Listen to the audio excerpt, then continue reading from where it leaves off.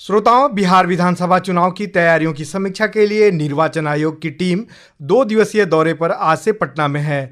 मुख्य निर्वाचन आयुक्त ज्ञानेश कुमार के नेतृत्व में आयोग का पूर्ण दल आज से विभिन्न हितधारकों के साथ बैठकें कर रहा है। आज राजनीतिक दलों और प्रशासनिक अधिकारियों के साथ बैठक आयोजित की गई, जिसमें विधानसभा चुनाव की तैयारियों को लेकर समीक्षा की गई। आयोग की टीम कल भी विभिन्न हितधारकों के साथ बैठक करेगी। विधानसभा चुनाव और इन्हीं मुद्दों पर विशेष परिचर्चा के लिए हमारे साथ आकाशवाणी स्टूडियो में मौजूद हैं हमारे मेहमान वरिष्ठ पत्रकार आलोक चंद्र जी, कार्यक्रम में आपका स्वागत है। धन्यवाद।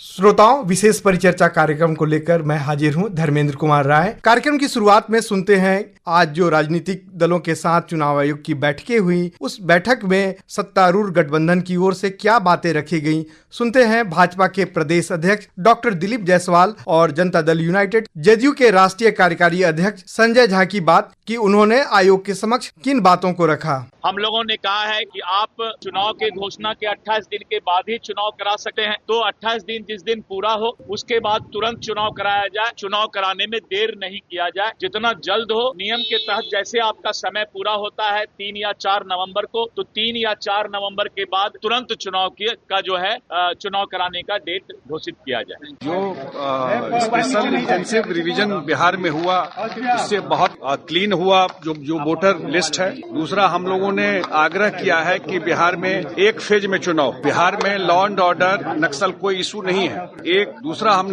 लोगों ने ये आग्रह किया इलेक्शन कमीशन को कि सब जगह बूथ पर पैरामिलिट्री फोर्स रहे, जो गरीब गुरबा को वोट देने में कोई दिक्कत नहीं हो। राष्ट्रीय जनता दल ने भी प्रमुखता से अपनी बातों को आयोग के सामने रखा। पार्टी के सांसद अभय कुशवाहा ने कहा कि आयोग के समक्ष चर्चा के दौरान SIR, मतदाताओं के हितों की रक्षा के मुद्दे रखे गए। जो भी पॉइंट था, जो फेयर चुनाव हो, निष्पक्ष चुनाव हो, उन तमाम चीजों पर हमने माननीय इलेक्शन कमीशन को स्पष्ट तौर से रखने का काम किया है। और जो भी हमारी पार्टी माननीय नेता तेजस्वी जी का जो भी सुझाव था, उन तमाम सुझावों को लिखित रूप से भी हम लोग माननीय चुनाव आयोग को देने का काम किया है। और ये भी आग्रह किया है कि चुनाव के दौरान, कैंपेनिंग के दौरान जो अमर्यादित भाषा का इस्तेमाल किया जाता है, व्यक्तिगत टिप्पणी किया जाता है, उन तमाम चीजों पर एक सख्त निर्देश चुनाव आयोग की तरफ से जारी होनी चाहिए। आलोक जी, हमने सुना सत्तारूढ़ भाजपा की ओर से कई बातें रखी गई।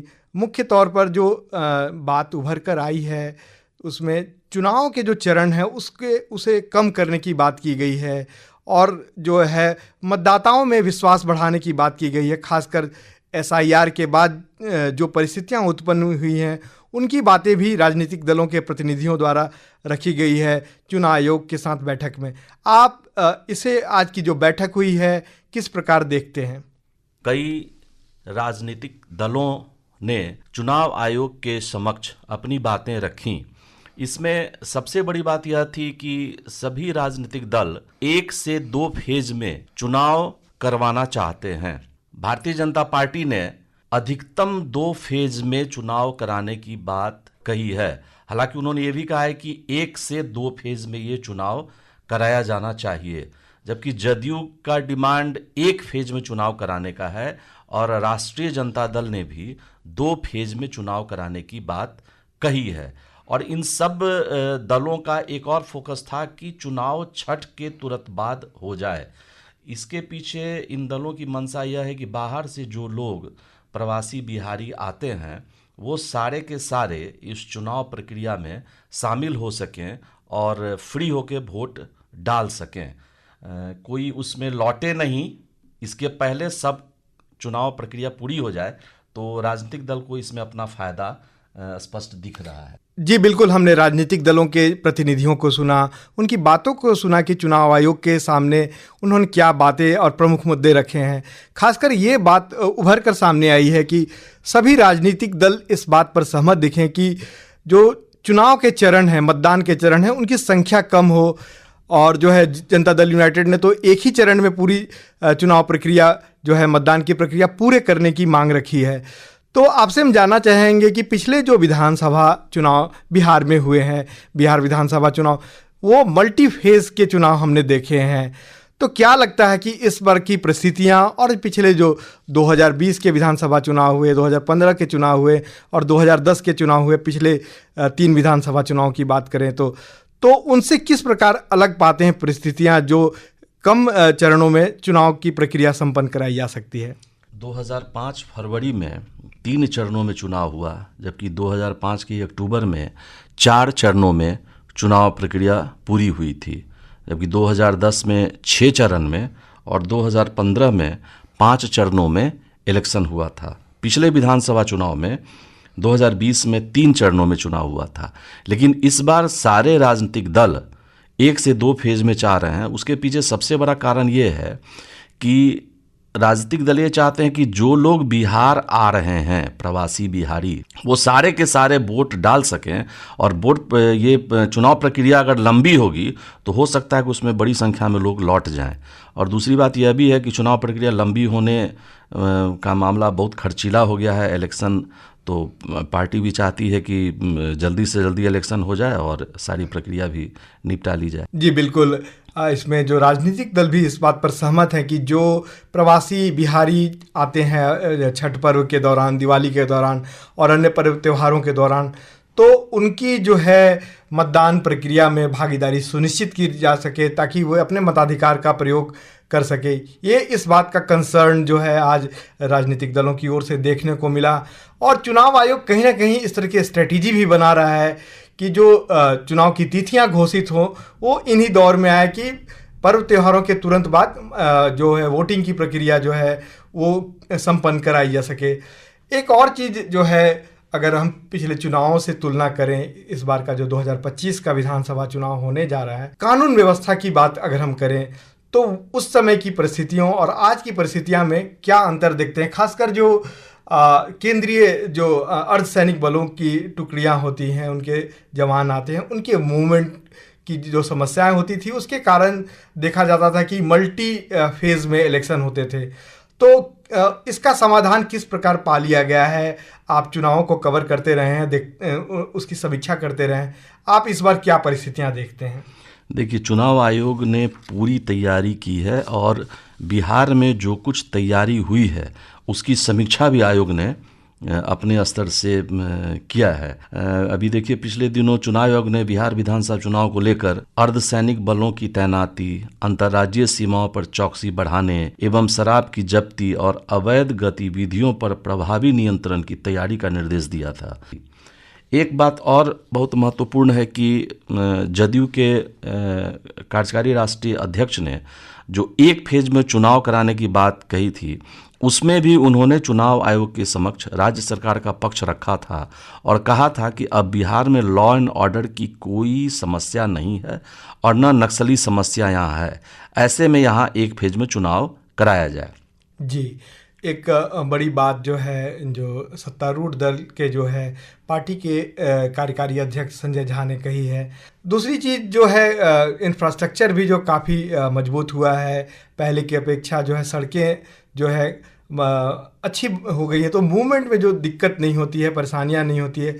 तो इसके चलते ये लगता है कि 1 चरण में या 2 चरण में जो 243 विधानसभा सीटों पर चुनाव कराना संभव है। और एक जो आज चुनाव आयोग के साथ राजनीतिक दलों की बैठक हुई, उसमें कई दलों ने SIR को लेकर जो है अपनी बात रखी। जहाँ तक बात सामने आई है, भाजपा और जनता दल यूनाइटेड और सत्तारूढ़ गठबंधन के दलों ने SIR को लेकर जो है आयोग का जो है आभार व्यक्त किया है कि इतने कम समय में जो है मतदाता सूची का शुद्धिकरण करने में सफलता मिली है। लेकिन वहीं जो राष्ट्रीय जनता दल है उसका अभी भी जो रवैया है, जो एटीट्यूड है, वो SIR का विरोधी है। आप इस प्रक्रिया को कैसे देखते हैं? देखिए, राष्ट्रीय जनता दल की मेन आपत्ति जो थी वो 3,66,000 वोटरों के नाम काटे जाने को लेकर के है। राजद का कहना था कि इन्हें एक अवसर देना चाहिए अपने नाम को फिर से जुड़वाने के लिए, जबकि इलेक्शन कमीशन का स्पष्ट कहना है कि मतदाताओं को पर्याप्त समय दिया गया, और बात सही भी है। अब आप देखें तो 24 जून 2025 को चुनाव आयोग ने एसआईआर प्रक्रिया शुरू करने का आदेश दिया था और उसके बाद लगभग 250 समाचार पत्रों में इसका विज्ञापन जारी किया गया और लगभग 2.25 करोड़ प्रतियां लोगों के पास पहुंची। तो एक लंबी प्रक्रिया के बाद आयोग ने इस काम को अंदाज दिया। 25 जुलाई तक मान्यता प्राप्त राजनीतिक दलों द्वारा लगभग 1,60,000 बूथ स्तरीय एजेंट्स नियुक्त किए गए। इसके अलावा टीवी चैनल, रेडियो, जागरूकता रथ, नुक्कड़ नाटक, outdoor hoardings, railway station, bus stand इत्यादि सार्वजनिक स्थलों पर माइकिंग कर व्यापक प्रचार अभियान चलाया गया और 1 जुलाई 2025 की तिथि को आधार मानकर 1 अगस्त 2025 को मतदाता सूची का प्रारूप प्रकाशन सभी बूथों पर किया गया। ऐसे में सबके पास पर्याप्त अवसर थे और जो इस अवधि में अपना नाम नहीं जुड़वा सके या कोई काम आगे नहीं कर सके, उनके लिए फिर समय देने का भी क्या फ़ायदा, फिर इसमें कुछ न कुछ छूट जाते।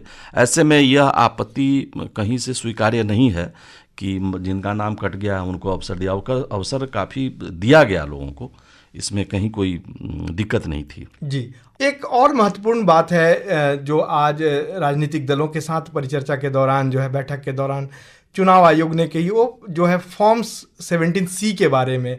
जो मतदान जो हो जाता है, मतदान के बाद जो मतगणना होती है उसमें सारे आंकड़े उसको फीड किए जाते हैं और अंतिम जो परिणाम जारी किए जाते हैं ये 17C के आधार पर ही जारी किए जाते हैं।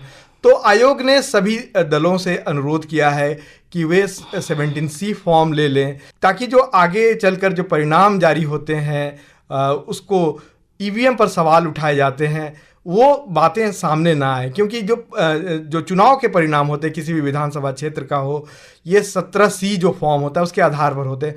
तो कितना महत्वपूर्ण मानते हैं इस अपील को? चुनाव आयोग ने जिन बातों को उल्लेख किया है, रेखांकित किया है, खासकर जिन दलों के जो उम्मीदवार हैं चुनाव हारते हैं तो उनके एजेंट बाहर निकल जाते हैं, तो इस पर जो है चिंता जताई है आयोग ने। और अब जहाँ तक फॉर्म 17C का है, यह बहुत ही महत्वपूर्ण है और अगर यह कोई राजनीतिक दल के जो प्रतिनिधि हैं बूथ पे जो हैं वो अगर यह नहीं लेते हैं तो यह मान कर वे चलें कि वो आगे किसी तरह का आरोप आयोग पर या चुनाव प्रक्रिया पे नहीं लगा सकते हैं। यह एक तरह से किसी भी प्रकार की गड़बड़ी को रोकने का सबसे प्रभावी फॉर्म है ये। इसलिए निश्चित रूप से चुनाव आयोग की अपील को राजनीतिक दलों को गंभीरता से लेते हुए अपने बूथ एजेंट्स को ज़रूर ये कहें कि फॉर्म 17C जो है वो अवश्य वो ले लें। इससे किसी तरह की गड़बड़ी की सारी संभावनाएं खत्म हो जाएंगी। जी बिल्कुल, ये एक ऐसी प्रक्रिया है जो ट्रांसपेरेंसी को बढ़ावा देती है और आगे चलकर जो ईवीएम पर जो आरोप लगाए जाते हैं वो जो आरोप है उनकी आशंका को निर्मूल साबित करने के लिए ये फॉर्म बहुत महत्वपूर्ण है। एक और महत्वपूर्ण जो आज बैठक हुई है आयोग की, उसमें प्रशासनिक और पुलिस अधिकारियों के जो है उनके साथ बैठक की गई है, जिसमें राज्य के सभी जिला अधिकारी, सह निर्वाचन पदाधिकारी हैं, प्रमंडलीय आयुक्त हैं, उनके साथ बैठक की गई है। पुलिस अधीक्षक हैं, आईजी, डीआईजी और पुलिस महकमे के वरिष्ठ अधिकारियों के साथ जो है अलग अलग मुद्दों पर जो है बैठक की गई है, चर्चा की गई है। तो इसमें खासकर चुनाव आयोग का जो विशेष फोकस रहता है कि चुनाव पारदर्शी तरीके से हो, निष्पक्ष हो और शांतिपूर्ण हो। तो ये बैठकों का जो है दौर जो आज चला, लंबे समय तक बैठक हुई, अलग अलग बिंदुओं पर आयोग ने चर्चा की। तो कितना महत्वपूर्ण है जो राज्य की पुलिस मशीनरी है और प्रशासनिक मशीनरी है उसको चुस्त दुरुस्त करना, क्योंकि ये पूरा राज्य जो है अब इलेक्शन मोड में आ चुका है। तो इस बैठक को किस प्रकार आप देखते हैं? देखिए, अब 4-5 दिनों में अधिकतम वो इलेक्शन अनाउंस हो जाना चाहिए।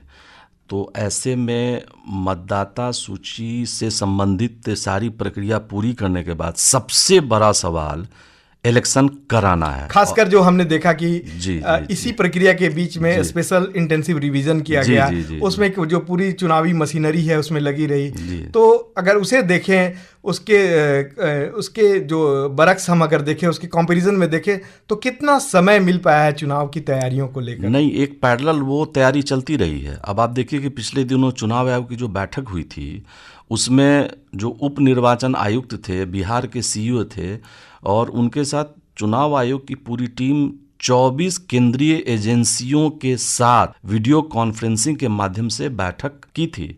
और इसमें कई तरह के निर्देश दिए गए थे। यही नहीं है, सुरक्षा नहीं, सुरक्षा से रिलेटेड जितने हैं, अंतर्राष्ट्रीय सीमा पे चौकसी बढ़ाने का, उसके अलावा शराब, नशीली दवाओं की आपूर्ति सहित अन्य मामले हैं। सीमावर्ती राज्यों के साथ समन्वय स्थापित करने, अंतर्राष्ट्रीय सीमा के साथ साथ सीमावर्ती राज्य जो अगल बगल के हैं उसके साथ समन्वय करने के लिए, बैंकों के नोडल पदाधिकारियों को संदेहास्पद लेन देन पर नज़र रखने, डाक विभाग को पार्सल की जांच करने, आयकर विभाग को कंट्रोल रूम व क्यूआरटी गठित करने, सुरक्षा एजेंसियों को एयरपोर्ट सतर्कता बढ़ाने के निर्देश दिए गए। यह बहुत बड़ा चीज़ आयोग पहले से करता रहा है, और एक पैरेलल सिस्टम जो है वो सुरक्षा को लेकर के आयोग के स्तर पे वो तैयारी होती रही है। आयोग कल जो है बैठक भी करेगा, जो 17-18 तरह के जो प्रवर्तन एजेंसियां होती हैं उनके अधिकारियों के साथ, और जो केंद्रीय सुरक्षा बल है और पुलिस बल है, राज्य पुलिस बल, उसके नोडल अधिकारियों के साथ बैठक करेगा। कितना महत्वपूर्ण है ये जो हमारी पोरस बाउंड्री है, उस पर जो है इन सब चीज़ों पर लगाम लगाना कितना महत्वपूर्ण आप मानते हैं? देखिए, अंतर्राष्ट्रीय सीमा पे चौकसी बहुत ही महत्वपूर्ण है, क्योंकि आप स्टेट के अगल बगल के जो राज्य हैं उनसे तो समन्वय स्थापित करके आप सिस्टम दुरुस्त कर सकते हैं, यहाँ की पुलिस वहाँ की पुलिस मिलकर बात कर सकती है, लेकिन अंतर्राष्ट्रीय सीमा को सील करना इसलिए अधिक महत्वपूर्ण है कि वो दूसरा देश होने के कारण वहाँ की सुरक्षा को लेकर के आप कुछ नहीं कर सकते हैं। जब तक अंतर्राष्ट्रीय स्तर पे वो पहल ना हो, केंद्र के स्तर पे वो पहल ना हो, अब तब तक आप सुरक्षा को मुकम्मल नहीं कर सकते हैं। नेपाल से अवैध रूप से लोग इलेक्शन में आते रहे हैं, इधर बांग्लादेश का सीमा भी जो है सो आपसे जुड़ा हुआ है। तो ऐसे में ये दोनों अंतर्राष्ट्रीय सीमा आपके लिए बहुत बड़ी परेशानी खड़ी कर सकते हैं। ऐसे में वहाँ पे सुरक्षा व्यवस्था दुरुस्त करना बहुत ही आवश्यक है। जी, ये जो है काला धन की रोक, नशीले पदार्थों की काफ़ी महत्वपूर्ण है अंतर्राष्ट्रीय सीमा। साथ साथ जिन राज्यों से बिहार की सीमा लगती है उस पर भी विशेष चौकसी और नज़र रखना बहुत ज़रूरी है। युवाओं की भूमिका महत्वपूर्ण होगी। प्रवासी जो बिहारी हैं, बाहर रहते हैं, पर्व त्यौहार के दौरान अपने राज्य आते हैं, उनकी भी महत्वपूर्ण भूमिका रहेगी। चुनाव आयोग जो है इस बार कई तरह की पहल कर रहा है, जिससे मतदाताओं को मतदान की प्रक्रिया, लोकतंत्र के इस पर्व में भागीदारी में काफ़ी सुगमता हो। इसमें कई तरह की सुविधाएं भी दी जा रही हैं। आयोग जो है चुनाव पर्ची और उसके साथ जो है जिनके पास इपिक कार्ड नहीं है, वो अलग तरह के जो दस्तावेज है 11 प्रकार के, उनके माध्यम से भी वो वोट मताधिकार का प्रयोग कर सकते हैं। तो इतनी जो सहूलियत दी जा रही है, खासकर जो बुजुर्ग मतदाता हैं, 85 साल से ऊपर उम्र के हैं, दिव्यांग हैं, आयोग उनके घर तक जाने की वोट डालने की व्यवस्था करता है। तो ये जो समावेशी लोकतांत्रिक प्रक्रिया की बात होती है, कितना महत्वपूर्ण संदेश जाता है इन वोटरों को लेकर? देखिए, बहुत महत्वपूर्ण सवाल है आपका। अभी आप देखें तो इस बार पहली बार जो मतदान कर रहे हैं, जो युवा है, जो अभी हम लोग चर्चा कर रहे थे, वो 14 लाख से ज़्यादा युवा हैं, और ये इनका मतदान प्रतिशत इस बार 100% होने की संभावना है। ये लोग किसी स्तर पे अपना वोट इस बार छोड़ना नहीं चाहेंगे। कई स्तरों पे महिलाओं को बूथ तक लाने के लिए उनके अंदर जागरूकता अभियान चलाया जा रहा है। तो इस तरह से इलेक्शन कमीशन अपने स्तर से मतदाताओं को वोट देने के लिए प्रेरित कर रहा है। अब इसके लिए कई बड़े बड़े लोगों से अपील भी करवाई गई है। तो स्वीप आइकॉन बनाए गए हैं। जी जी जी जी। मकसद यही है कि जो पूरी लोकतांत्रिक प्रक्रिया है, चुनाव की प्रक्रिया है, समावेशी हो। विधानसभा चुनाव पर विशेष परिचर्चा कार्यक्रम के तहत आज जो है चुनाव आयोग की बैठक हुई है, उस पर हमने बातचीत की और हम कार्यक्रम के अंतिम चरण में हैं, अंतिम दौर में हैं।